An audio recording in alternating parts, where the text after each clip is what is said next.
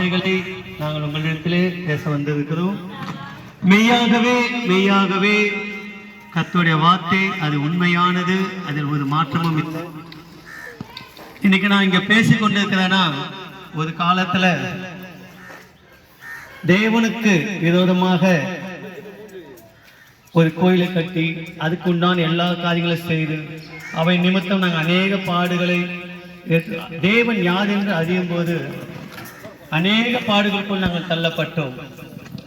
வேகவே நண்பர பிள்ளைகளே, இந்நாள் வரைக்கும் நான் எங்கே பேசியது கிடையாது. ஆனா இந்த இடத்துல ஆண்டவர் பேச சொல்லியிருக்காதுன்னா, சத்தியம் உங்களை விடுதலையாக்கும் என்று நாங்கள் விசுவாசிக்கிறோம். எதற்காக இவர்கள் வந்து தெருவில் டான்ஸ் ஆடி பாட்டு பாடி இவர்கள் என்ன மதம் மாற்றுகிறார்களா என்றால், மதமாற்றம் அல்ல, மனமாற சொல்லி கர்த்தர் சொல்லுகிறார். இந்த மனமாற்றம் எப்போது எங்களுக்குள்ள வந்ததுன்னா, இயேசு கிறிஸ்து என்னும் ஒரு நாமத்தை நாங்கள் சொந்த இரட்சகராக ஏற்றுக்கொள்ளும் போது அது எங்களுக்குள் பிரவேசித்தது. மெய்யாக அன்புடைய பிள்ளைகளே, எங்கள் வாழ்க்கையிலே நாங்கள் பட்ட அநேக அவமானங்கள், நிந்தைகள் அநேகம். இயேசுவை அறியாததுக்கு முன்னாடி பொய்யாகவே ஆலயத்துக்குள் போய் கொண்டு வந்திருந்தேன். இங்கேயும் இருப்பேன், அங்கேயும் இருப்பேன். இந்த இடத்துல நான் வாசம் செய்வேன், அங்கேயும் போயிட்டு நான் சும்மா ஊழியத்துக்கு போய் கொண்டு வந்திருப்பேன். ஆனால் ஆண்டவராக இயேசு கிறிஸ்து ஒரு அடி அடிச்சார். என் சொந்த பிள்ளையை ஆதாசாரத்துல என் துணைவியார் அங்க இருக்கும் போது அந்த பிள்ளை போத அவஸ்தா உயிரோடு இருந்தது. அப்போது ரொம்ப கஷ்ட காலம், வேதனை காலம். அந்த பிள்ளை மரித்து போச்சு. அந்த பிள்ளையை அடக்கம் செய்யாதபடி, அந்த ஆஸ்பத்திரியில பணம் இல்லாதபடி, நான் அந்த ஆதாசாரம் பின்னாடி ஒரு குப்பை தொட்டி இருக்கும். அந்த குப்பை தொட்டியில தான் என் பிள்ளையை போட்டு பறிச்சாங்க. அப்போ அது படிப்பதுக்கான அந்த பணத்தை ஒரு 30 ரூபாய் அந்த வாட்ச்மேன் கேட்டார். அதை நான் எல்லா இடத்துலையும் 1 ரூபாய் போய் நான் கையேந்தினேன். அந்த 1 ரூபாய் கேட்டு அதை கொடுத்த போது அந்த பிள்ளை, நீ போயா சரியாயிடும். அப்போ அந்த கால் வெளியே தெரிஞ்சது.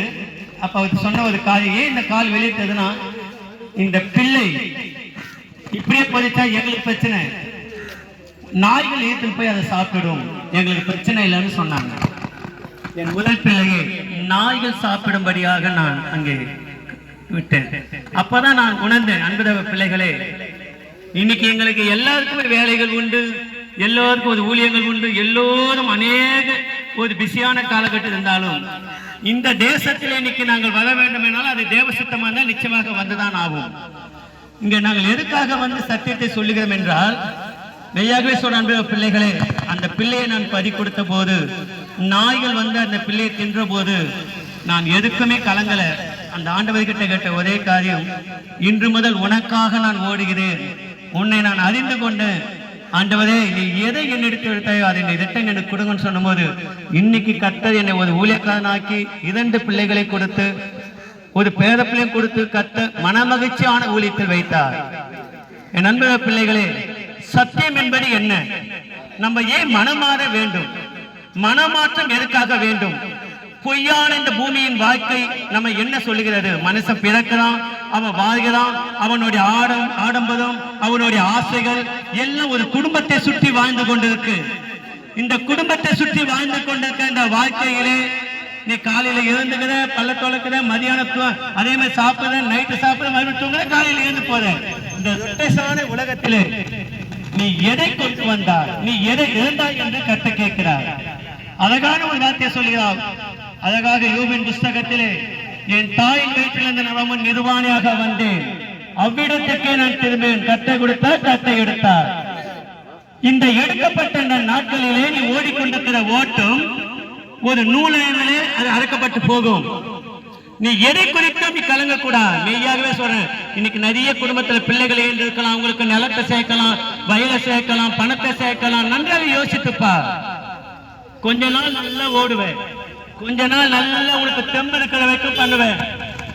பையன் மேல ஆசை வைப்பேன், என் பையன் என்னை காப்பாத்துவான். பையன் ஒரு நாள் என்ன பண்ணுவான், ஒரு அழகான பெண்ணை கொண்டு வரும்போது இதைதான் கட்டிக்குவான்னு சொல்லுவான். தாய் என்னப்பா, தாய் தப்புன வேணான்னு சொல்லுவாங்க. அந்த பெண்ணு தான் நினைச்சா அந்த பெண்ணும் அவனும் உள்ள போவாங்க, தாய் தகப்பனும் வெளியே வந்து வராண்டாக்கு வந்துருவாங்க. அதான வாழ்க்கை. அதுல என்ன பலனை கண்டோம்? ஒண்ணுமே இல்லை. இந்த ஒண்ணுமே இல்லாத இந்த வாழ்க்கைக்காக நீ போராடி கொண்டிருக்கிறாய்.